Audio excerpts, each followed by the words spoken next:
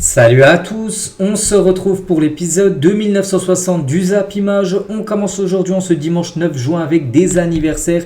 Donc voici tous les joueurs qui fêtent leur anniversaire aujourd'hui. Un joueur connu, par exemple le joueur de Nice, Sofiane Diop, il fête aujourd'hui ses 24 ans. On continue, regardez le programme du jour niveau match. Qu'est-ce qu'il y a à se mettre sous la dent aujourd'hui? Par exemple l'Italie contre la Bosnie, la Géorgie contre le Monténégro. N'oubliez pas que la Géorgie jouera pour la première fois de son histoire là dans quelques jours. Un match de l'Euro, jamais ils avaient été qualifiés pour l'Euro, donc match de préparation pour eux aujourd'hui. La Slovaquie contre le Pays de Galles ou l'équipe de France contre le Canada, le dernier match des Bleus avant le prochain match qui sera le match contre l'Autriche. Donc le match est prévu lundi 17, donc lundi dans 8 jours là, ce match France-Autriche, ça aura lieu à 21h sur TF1, on attend de reparler. Mais avant bien sûr, l'équipe de France doit affronter le Canada pour confirmer la belle victoire obtenue il y a quelques jours contre le Luxembourg 3-0. A noter qu'il y a également des matchs sur le continent africain, des matchs pour se qualifier pour la future Coupe du Monde. La République démocratique du Congo contre le Togo, Namibie, Tunisie ou par exemple le Sénégal ira défier la Mauritanie au programme. On parlera également de toutes ces rencontres demain lundi. On va parler cette fois-ci de la sélection argentine et l'Argentine espoir pour jouer les Jeux Olympiques et c'est officiel, l'Argentine olympique va affronter Rouen en préparation du tournoi. Voilà, bon, c'est vrai que c'est entre un pays et un club, mais ce sera un match de préparation, on peut dire l'Argentine. Donc on pourrait donc voir Martinez, Julian Alvarez ou même Aurel Di Maria ou encore Léo Messi à Fougères. En gros, Fougères, c'est le stade de Rouen, donc une équipe de 3e division française qui pourrait du coup affronter l'Argentine. Donc le match est prévu le 15 juillet prochain, voilà, c'est officiel. Ils auront 2 matchs l'Argentine contre Rouen et contre la sélection de la Guinée. Voilà, match de préparation bien sûr avant de disputer leur premier match bien sûr des Jeux Olympiques. Donc voilà, peut-être les joueurs de Rouen national vont affronter peut-être Lionel Messi si il est convoqué bien sûr pour jouer ces Jeux Olympiques avec l'Argentine. Mais déjà ce qu'il va faire là Messi avant de penser aux JO, peut-être qu'il va disputer bien sûr il va disputer la Copa América. Une petite photo de lui tiens à quelques jours du début de la Copa América où l'Argentine est l'équipe favorite pour remporter la compétition, vu que c'est eux qui ont remporté la dernière édition. On va parler cette fois-ci de l'équipe de France et la photo officielle de nos Bleus pour l'Euro 2024, vu que la liste définitive a été faite depuis avant-hier vendredi. Donc voilà, c'est bien ce groupe et voici en gros la photo officielle de l'équipe de France avec les 25 joueurs appelés. Il aurait pu appeler 26 joueurs, c'est vrai qu'il a laissé un joueur sur le carreau, dommage, il a pu prendre un joueur de plus. Et voici tout le groupe et la photo officielle de l'équipe de France. On souhaite bien sûr une très belle compétition aux Bleus, comme j'ai dit, ça sera dans 8 jours le premier match de l'équipe de France. Et certes, concernant le joueur le plus connu du côté des Bleus, c'est bien sûr Kylian Mbappé. Son papa Wilfried Mbappé décrit son fils Kylian comme un véritable passionné de football. Quand il ne joue pas au foot, il regarde du foot, il fait des jeux de football, il parle de football, il dort et il mange football tout simplement parce que c'est qu'il y a des footballeurs les gars, il y en a qui ils jouent au foot, ils sont footballeurs professionnels, mais dès qu'ils sont en vie privée les gars, foot, il faut une croix sur ça, vraiment ils veulent pas du tout regarder pas de match tout ça. Pas du tout Mbappé les gars, lui il mange football. Vraiment les gars, il parle tout le temps de foot, Kylian Mbappé d'après son papa Wilfried. On va parler de Manchester City qui veut garder Julian Alvarez. Il souhaite jouer plus souvent et le club a été informé par le camp de l'attaquant argentin. Manchester City veut le conserver, n'a aucune intention d'accepter une offre de prêt cet été. Toutefois, l'agent d'Alvarez a été approché par le Paris Saint-Germain ces derniers jours. C'est Fabrizio Romano qui le dit quand même que le PSG a eu contact avec l'entourage et l'agent de Alvarez pour une arrivée. Donc pour l'instant, bien sûr, City, pour l'instant, il ne souhaite pas le vendre, bien évidemment.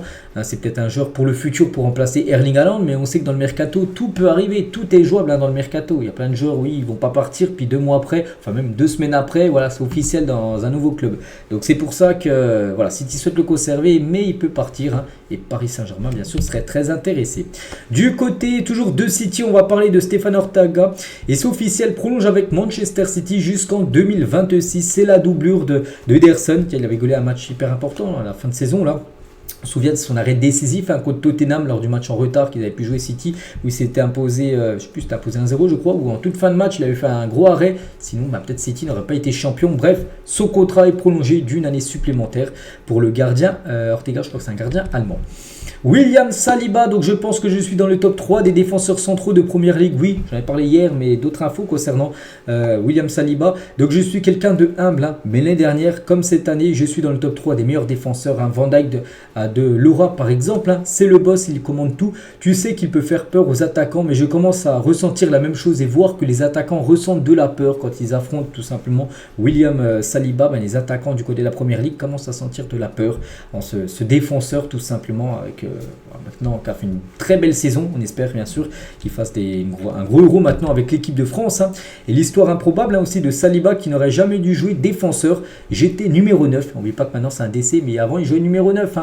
Le fait que je sois devenu défenseur, c'est presque un hasard d'ailleurs. Hein, quand je suis allé à Montfermeil, en 2014, il y a eu un tournoi de détection pour composer l'équipe de l'année suivante. Hein. L'éducateur me dit, donne-moi un autre poste où tu as joué. Sur les 300 matchs que j'avais joué, j'ai dû disputer 2 matchs en défense centrale. Hein. Je lui ai dit, même moi derrière, hein. Je me suis donné et il m'a dit, c'est le poste où tu vas finir. Voilà. De base, il était parti faire les détections pour jouer numéro 9 et du coup, il a fini en défense centrale. Mais il a très bien fait parce que peut-être en 9, jamais il aurait percé, mais en défenseur central, il a percé tout simplement. William Saliba, ancien joueur de Marseille lui-même, de l'AS Saint-Etienne, où il avait signé son premier contrat professionnel. On va parler de l'Angleterre. On a parlé hier, j'ai dit que l'Angleterre s'est inclinée avant-hier à 1-0 contre l'Islande. Et c'est que l'Angleterre, hein, comme équipe qui doit, un gros pourcentage de remporter l'euro, mais c'est que les derniers matchs, regardez les gars, c'est pas ouf. Hein. Bon, c'est qu'ils ont gagné contre la Bosnie, là, c'était le 4 juin dernier, il y a quelques jours, là, c'était leur premier match de préparation pour l'euro, mais ils ont perdu contre l'Islande. Ils avaient fait, lors du dernier rassemblement au mois de mars, ils avaient fait un nul contre la Belgique et perdu contre le Brésil. Et lors de leur dernier match en 2023, le 21 novembre dernier, ils avaient fait nul contre la Macédoine du Nord.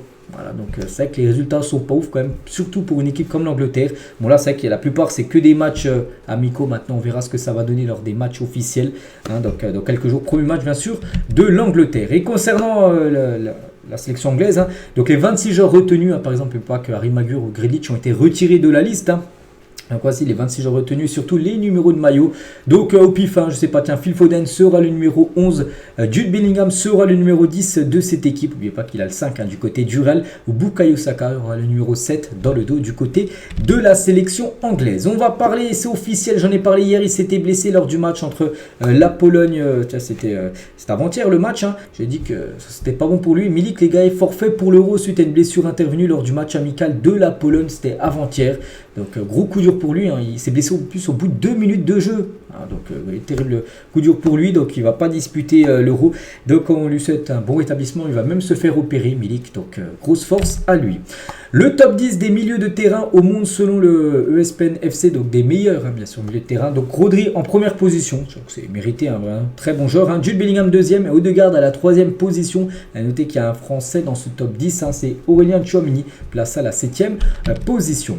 Officiel, la Turquie dévoile ses nouveaux maillots pour l'Euro. Le maillot blanc sera le maillot domicile et le maillot rouge sera le maillot extérieur de la Turquie pour ce championnat d'Europe des nations. On va parler du Real Madrid qui a fixé un ultimatum à Nacho, les gars. Donc il a fixé au 30 juin, donc là on est le 9 aujourd'hui, donc il lui reste 21 jours, les gars, pour répondre parce que le Real Madrid lui a proposé de prolonger une année de plus. Donc en gros il a jusqu'à cette date du 30 juin, c'est le dernier jour en plus de son contrat, pour prendre une décision, soit oui soit non, il accepte de prolonger. S'il prend une décision, je ne sais pas, le 3 juillet, il dit oui, tiens, du coup, je compte rester au Real. Non, c'est jusqu'au 30 juin que le Real Madrid lui a fixé cette date. Maintenant, ça lui tranché. Donc, le Real veut le prolonger d'une année de plus. Maintenant, c'est au joueur de décider ce qu'il compte faire pour la saison prochaine. Le Racing Club de Lens est intéressé par Georges Mikotadze, qui ne devrait pas rester à Metz, surtout que Metz est officiel descend en Ligue 2. Donc, voilà, il y a Lens, j'ai vu, il y a Rennes, il y a Monaco également intéressé. Ce serait bien de le voir encore évoluer du côté de la Ligue 1, mais peut-être dans un meilleur club hein, que Metz. De toute façon, Metz n'est même plus en Ligue 1, mais Lens, hein, pourquoi pas, ça peut peut-être matcher, on peut dire. Hein. Mikotadze du côté de Lens, surtout que Lens va certainement vendre Eli Wahi, pourrait peut-être être le remplaçant. Andy Diouf va être appelé par Thierry Henry pour les Jeux Olympiques, parce que du côté de l'équipe de France Espoir, on sait qu'il y a eu beaucoup de refus de clubs qui ne veulent pas lâcher leurs joueurs. Et Andy Diouf, les gars, joueurs de Lens, hein, pourrait être du coup appelé, hein, parce que Lens hein, va lâcher ses joueurs, et du coup, il pourrait peut-être représenter l'équipe de France. N'oubliez pas que lui est arrivé à Lens lors de l'été 2023 pour remplacer Seko Fofana qui était parti en Arabie Saoudite. Le buteur italien Ciro Immobile serait dans le viseur de l'AS Monaco pour la saison prochaine. Et surtout à Monaco, Ben Yedder officiellement quitter le club, hein. C'est sûr, il n'appartient pas à Monaco. Et du coup, pour le remplacer, Immobile, les gars, pour être une option, mais pas qu'Immobile, très bon joueur. Et surtout, il a marqué beaucoup de buts, hein, légende totale du côté de la Lazio. Donc voilà, ça peut être pas mal pour lui, surtout que la Lazio n'est pas qualifiée en LDC. Monaco est qualifié en LDC, donc ça peut être bien pour le joueur. Donc pourquoi pas Immobile du côté Monaco, j'en suis sûr que ça marcherait. Ancelotti ne se fait pas vraiment de soucis pour Kylian Mbappé. Comment un joueur qui marque un but par match va-t-il poser un problème du côté du Real? Parce qu'il y en a qui pensent à Madrid que là l'équipe va bien, 2 Ligues des Champions sur les 3 dernières années, donc on se dit oui, pourquoi tu veux changer une équipe qui gagne? Mais en gros ils se disent il ne faut pas amener Mbappé, il va peut-être tout dérégler l'équipe. Non, Ancelotti il dit comment veux-tu qu'un joueur qui marque à chaque match pose un problème pour une équipe, hein. Donc en gros il n'y a pas de souci bien sûr, hein. Donc on espère qu'il fera une grande carrière bien sûr. Mbappé.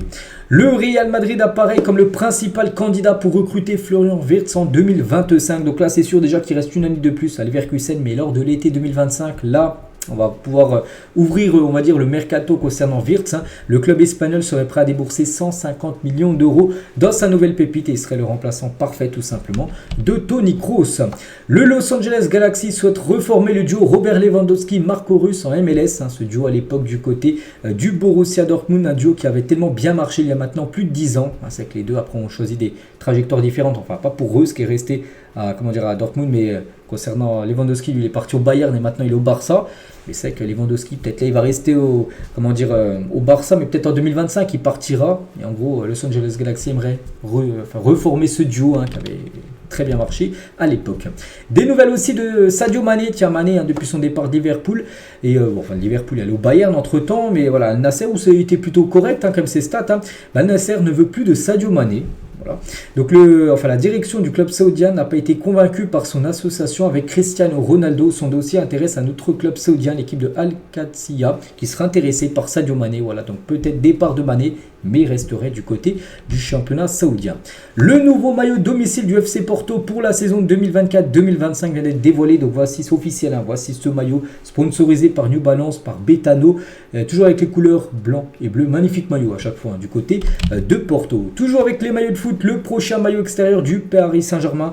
Donc maillot domicile a déjà été dévoilé, hein, du PSG. Le maillot extérieur sera dévoilé en début de saison. Et il va bien ressembler à ça, hein, ça c'est quasiment sûr. Maintenant on attend seulement l'annonce officielle. Mais petite particularité les gars, plutôt une bonne nouvelle, et ben ça sera le futur maillot du PSG extérieur, mais sur 2 saisons. C'est-à-dire que aussi la saison encore d'après, les gars, ça sera encore ce maillot-là. Tant mieux, comme ça évite à chaque fois d'acheter des maillots lors de l'intersaison pour avoir le dernier maillot, on peut dire.